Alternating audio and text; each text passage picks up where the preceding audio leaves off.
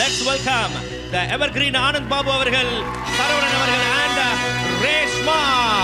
இளமை இதோ இதோ, இனிமை இதோ இதோ, வாலிபத்தின் மன்னவன், லீலைகளில் மன்னவன், ராத்திரியில் சந்திரன், ரசிகைகளின் யுதிரன், நானாடும் ஆட்டம் பாருங்கள், நிகரேது கூறுங்கள், நான் பாடும் பாட்டை கேளுங்கள், கைத்தாளம் போடுங்கள். இந்த சீசனுடைய ஃபைனல் எபிசோடு இது. அதில் வந்து பார்த்தீங்கன்னா நீங்கள் வந்து 4 சுற்றுகளை விளையாடி 4 லட்ச ரூபாய் வின் பண்ணுறதுக்கு எங்களுடைய வாழ்த்துக்களை தெரிவித்துக் கொண்டு, சார் எப்படி சார் இருக்கீங்க? நல்லா இருக்கு. சூப்பர். நீங்கள் திடீர்னு ப்ளூ சட்டையாக மாறுவீங்கன்னு நான் எதிர்பார்க்கல. அடுத்து எங்கள் நிகழ்ச்சியை பற்றி ரிவ்யூ கொடுப்பீங்கன்னு நினைக்கிறேன். பட் ஆனால் வந்த உடனே நம்மளுக்காக ஒரு ஸ்டெப் ஒன்று போட்டார்ல, அந்த ஸ்டெப்பு யாராலையுமே போட முடியாது. சாருக்கு ஒரு பெரிய கைத்தட்டல் கொடுக்கலாம்.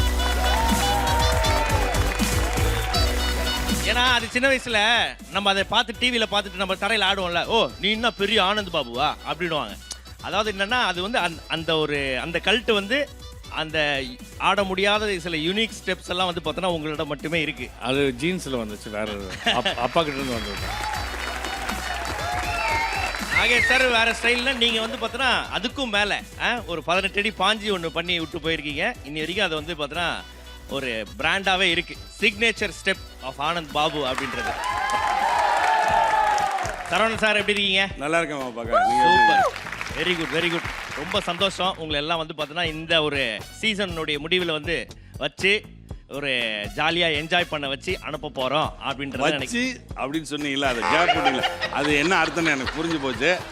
அதனால தயவுசெய்து அதை செஞ்சிடாது, வச்சு செஞ்சிடாது, எதுவும் பண்ண மாட்டோம். நீங்க வந்து பார்த்தா எங்க டீம் எதுவும் வச்சு செய்யாம இருந்தா சரி. ஓகேவா? ரேஷ்மா வராங்களா? ஐயோ எனக்கு தெரியுமா கப்பா, உங்களுக்கு அதிர்ச்சி இருக்கும் தெரியும். நான் அதிர்ச்சி இல்ல, போன வாட்டி வந்து கொடுத்த அதிர்ச்சியிலே நீங்க இன்னும் வெளில வரலன்னு கேள்விப்பட்டேன். எஸ் எஸ், அதனால கிளைமாக்ஸ் என்னையே கூப்பிட்டாங்க. ஆமா, அதனால தான் வேற. ஓகே, கிராண்ட் ஃபினாலே மாதிரி முடிக்கணும் அப்படினு இருக்காங்க. ஆமா, உங்களுக்கு அதிர்ச்சி இவங்க கொடுத்தாங்க. ஆமா சார், வரும்போது சார் பசங்க தானே சார் பொண்ணுங்களை எப்பவுமே தூக்குவாங்க, இவங்க வந்து என்ன இடுப்புல வச்சு போயிடுவாங்க சார்.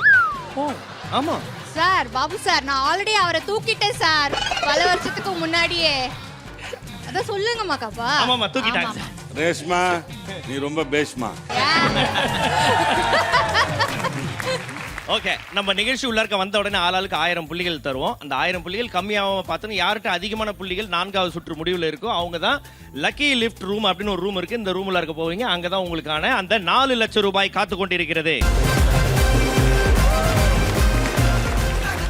ரேஷ்மா, 4 லட்ச ரூபாய் வின் பண்ணீங்கன்னா என்ன பண்ணுவீங்க ரேஷ்மா? 4 லட்சம் ரூபாய் வின் பண்ணா உங்க கூட ஒரு பெரிய டின்னர் டேட் போலான்னு இருக்கேன். அந்த 4 லட்சம் ரூபாய் உங்களுக்கே செலவு பண்ணிடுவேன் மக்காப்பா. என்ன ஒரு பெருமை, என்ன ஒரு சந்தோஷம். வேல்யூயா, ஒரு வேல்யூ. நீங்க அவ்வளவு பெரிய வேல்யூ, அதுக்கேத்த மாதிரி இருக்கணும்ல. அந்த பிரைஸ் மணி உங்களுக்கே மக்காப்பா. போச்சு, அப்படி தவிர நீ ஜெயிச்சனா ஊர்ல போறலாம் அந்த 4 லட்ச ரூபாய் வந்துச்சா ஜாலியா இருக்கியா அப்படி கேட்பாங்க.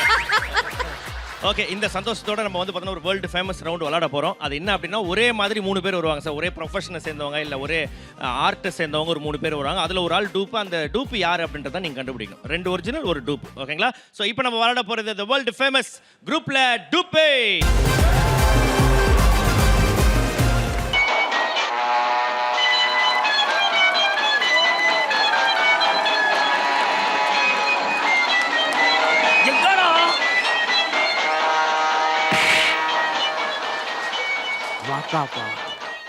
எங்கடா ராமு போனா?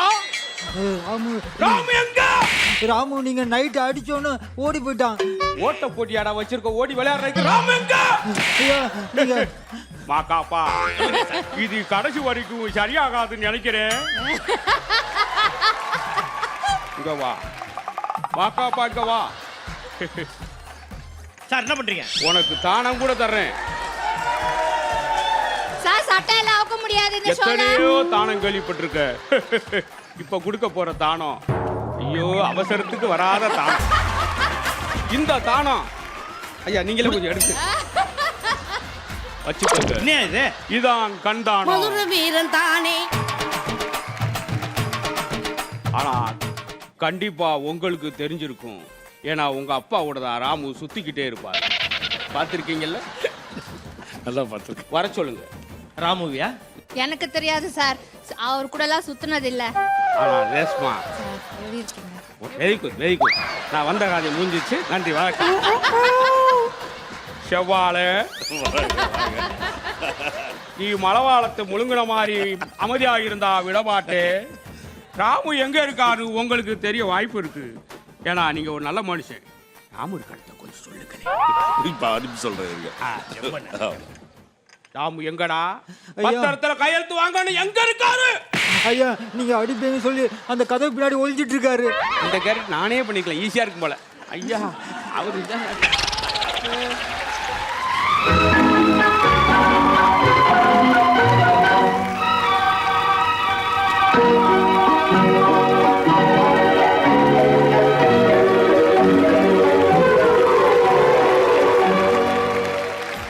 ஐயா, இது முதல்ல இருக்கிறவர் நம்ம ஜெயச்சந்திர மாதிரி இல்ல?